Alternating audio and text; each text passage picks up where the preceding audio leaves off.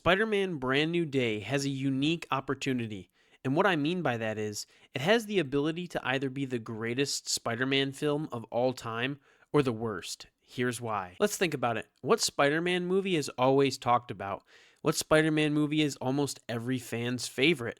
What Spider-Man movie still holds up to this day emotionally? And if you're like me, and you're like most, the answer to that question is Spider-Man 2. For many people, Spider-Man 2 is the definitive and greatest Spider-Man movie of all time. Not only does it draw from comic material, beloved stories throughout the mythos of Spider-Man, but it has an overall human factor. It shows the stages of Peter Parker after becoming Spider-Man. After dealing with the guilt of Uncle Ben, it shows him at his highest point, at his best, loving being Spider-Man, but then it also shows the struggles of being Spider-Man and having difficulty balancing relationships, like friendships failing, not being able to be there for his family, and not being able to take care of his future. It shows the struggles of real life, of being a young adult, struggling to make your way in the world, and it starts off with that right away. You jump right into the film, and Peter's working, he's delivering pizzas, a job that some of us might have had as our first job. He's just trying to survive. He's trying to make money to pay rent, to buy food, to pay for school, things that we can all relate to. But because he's Spider-Man, his real life suffers. He loses his job because he's always late. He can't make it anywhere on time. But when he's Spider-Man, he's at his best. So from the jump, it's already showing a real world connection where you can relate to Peter Parker as if it was you. There are other things you do that you're really good at, but there are things you don't want to do, but you have to do to get by. And being Spider-Man shows the emotional weight that it puts on him. He can't balance school. He's late to class. He's struggling mentally, which affects him physically. It isn't just exhaustion from fighting crime. He's experiencing classic signs of burnout, chronic fatigue, loss of motivation, detachment from things he once loved, physical and mental symptoms that manifest dramatically. His powers failing, for example. In real life, burnout often hits high achievers or caregivers who overextend themselves juggling work and studies, family obligations, and personal goals until their body and mind rebel. Peter's psychomatic power loss is a clever metaphor for this stress, and self-doubt literally make him weaker, just as real burnout can make someone feel incapable of tasks they used to easily handle. Many people can relate to this in their own experiences of pushing too hard, in jobs, school, or relationships, until everything starts crumbling. Guilt and survivor's remorse are the core trauma it stems from. Peter still blames himself for Uncle Ben's death, which he carries with an unrelenting guilt, believing he could have stopped it. This fuels a constant sense of responsibility that borders on self-punishment. He feels he doesn't deserve happiness or a normal life because he failed once. In everyday terms, this echoes people dealing with unresolved grief or regret for past mistakes, not being there for a loved one, or the weight of what ifs. It leads to an anxiety, an isolation, and a fear that letting go of duty means betraying those he lost. Peter questions if the cost of heroism is worth it at all. He tries quitting and he experiences temporary relief, more time for a normal life, and less stress, but then feels empty and guilty when people suffer without him. This push-pull, wanting to escape because unable to abandon responsibility, captures the dilemma many people face in the real world, staying in a draining job or a career because it matters, or the fear that stepping back makes you selfish. It's what makes this portrayal feel timeless and unforgettable, how the film treats these struggles seriously without melodrama. Peter doesn't snap into villainy or get magically fixed. He grinds through doubt and small failures and quiet moments of despair, like lying in his trashed apartment or confessing to Aunt May. Furthermore, he reclaims his purpose after the train scene, where ordinary people show him compassion. It feels earned because it affirms that even when you're at your lowest, human connection and self-acceptance can pull you back. Peter overcomes it by facing the cost head-on instead of running, getting reminded through action and empathy that his efforts matter, and choosing to integrate his dual life rather than split himself apart. It portrays recovery as a reclaiming agency, accepting vulnerability, leaning on community, and deciding heroism is worth the pain because it connects him to something bigger than his own burnout. Many, including myself, see this as an inspiring message. It's okay to break, to want to quit, but coming back stronger through understanding yourself and others is the real heroism. And that's why Spider-Man 2 is talked about as the best Spider-Man film of all time. And the reason I'm saying that Brand New Day has the ability to take that throne is because Tom's Peter has absolutely nothing because of No Way Home. He has no friends, no family, and he's created more potential enemies than any Spider-Man.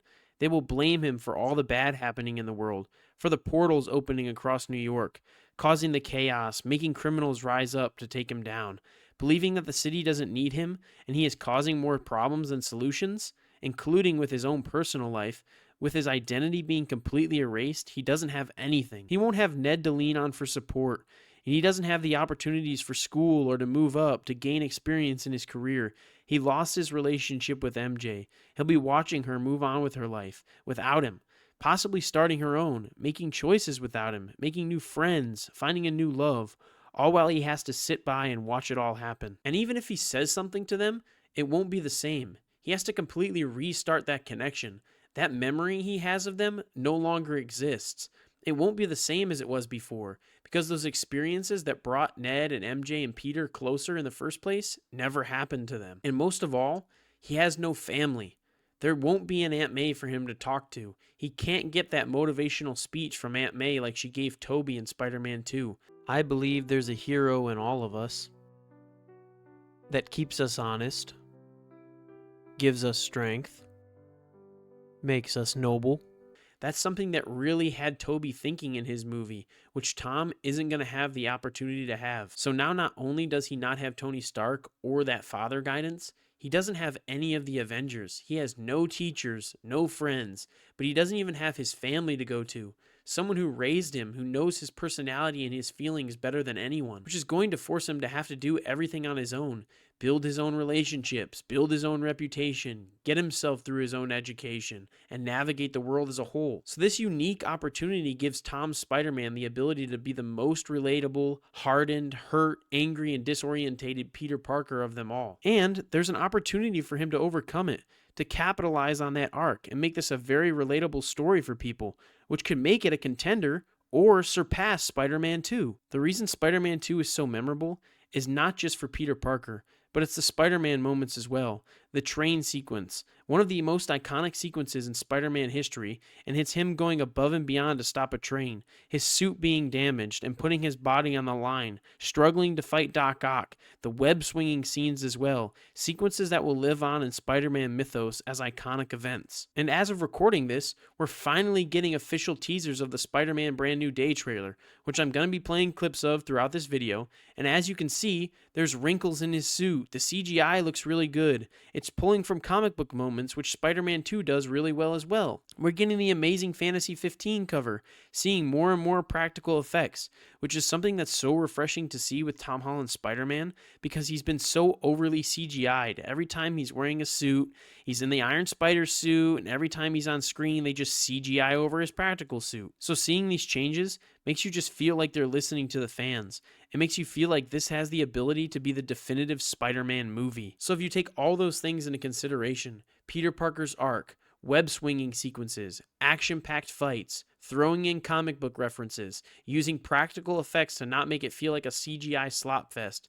If it does all those things, it could be the best Spider-Man movie we have ever gotten. And with director Destin Daniel Cretton and writers Chris McKenna and Eric Somners on board, there's real potential here. But what it has to be careful not to do to make itself the worst Spider-Man movie ever is make sure that it balances its characters properly. From the rumors that we've gotten, and without seeing the full trailer yet and only going off the teasers, Punisher is in it. We've heard the Hulk is in it, supposedly Jean Grey. We're hearing Scorpion, we're hearing Tombstone, the Enforcers, 8-Ball, Mr. Negative, Ramrod, the Hand, the Jackal, Rhino, Silver Samurai. And that could be really cool if it's a quick sequence where he's going through the neighborhood and it's in a grounded street level story. He's fighting crime and taking those guys out in a really fast montage. But the problem is if they're deciding to lengthen all those villains' appearances in the film, which I doubt they're going to do, but every time there's a superhero movie, the film's main issue is balancing characters and plot. Amazing Spider-Man 2 is a prime example.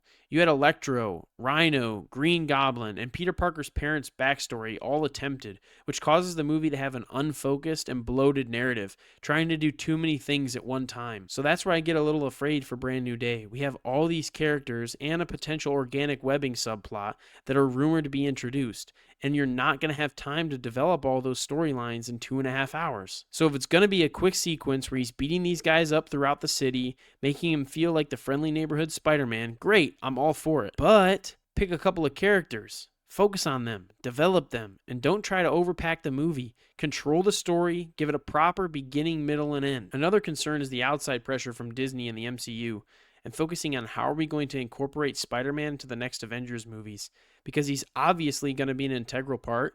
He's going to draw a big crowd to the movies, even though he's not announced in them yet.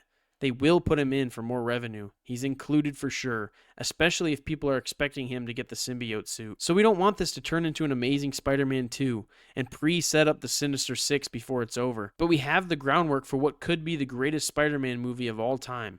As long as they don't make those easy mistakes, then it's destined for success. We got solid writers, a solid director, and a lot of potential here for something great. But we're just going to have to wait and see. When Spider-Man Brand New Day hits theaters July 31st, we're all going to find out. Let me know what you think down in the comments, though. Is this going to be the greatest Spider-Man movie or the worst Spider-Man movie? I'd like to see what you think. Smash that like button if you're hyped for Brand New Day. And don't forget to subscribe. I really appreciate it, and I'll see you in the next one.